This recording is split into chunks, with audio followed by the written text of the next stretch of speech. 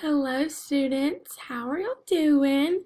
As you can tell, Miss Hardy is not in the classroom today, so I made this little recording of this read aloud just to help y'all out.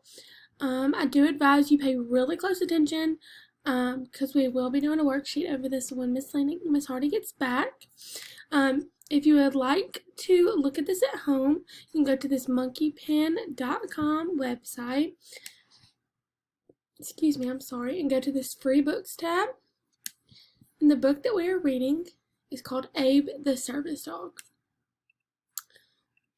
Okay, so Abe the Service Dog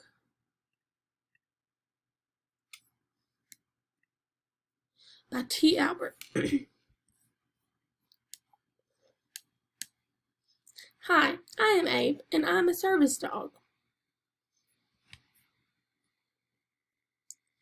When I was a puppy, my owner told me that I would be a service dog for a person who could not see.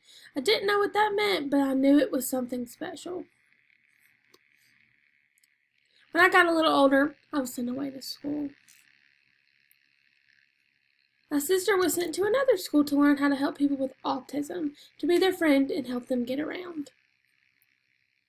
One of my other brothers was sent to a special school so he could learn how to warn people that they were going to get sick before they did.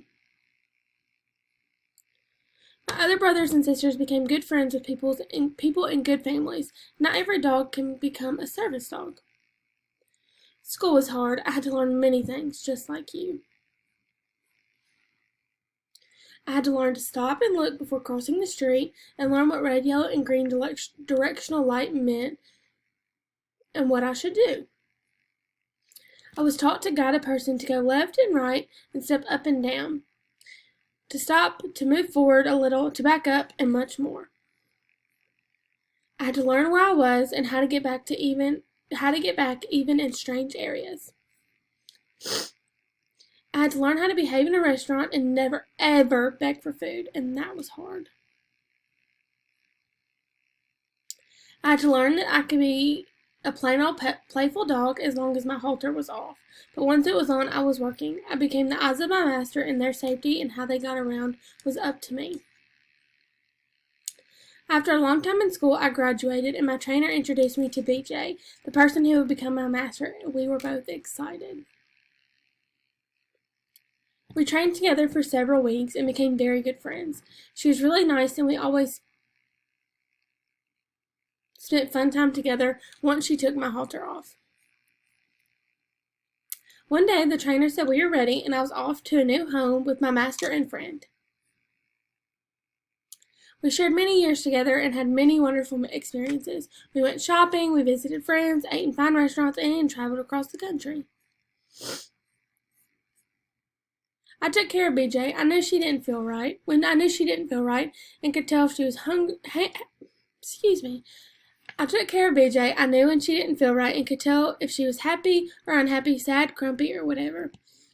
I would always try to make things better for her. BJ took care of me. She knew when I didn't feel right and could tell if I were ever unhappy, happy, sad, grumpy, or whatever. She would always try to make things better for me. A long time has passed now, and I can't help my friend anymore. BJ is off to school again and is training with a new service dog.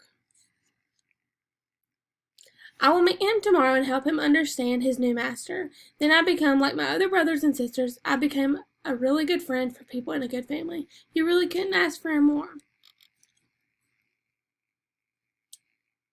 And that's the end. So, guys, when Miss Hardy returns tomorrow, we will review the book, and then we will have a worksheet to go over about the characters in the book, the main idea of the book, and the setting of the book. So if y'all want to review at home, go ahead. But if not, I will see you guys tomorrow.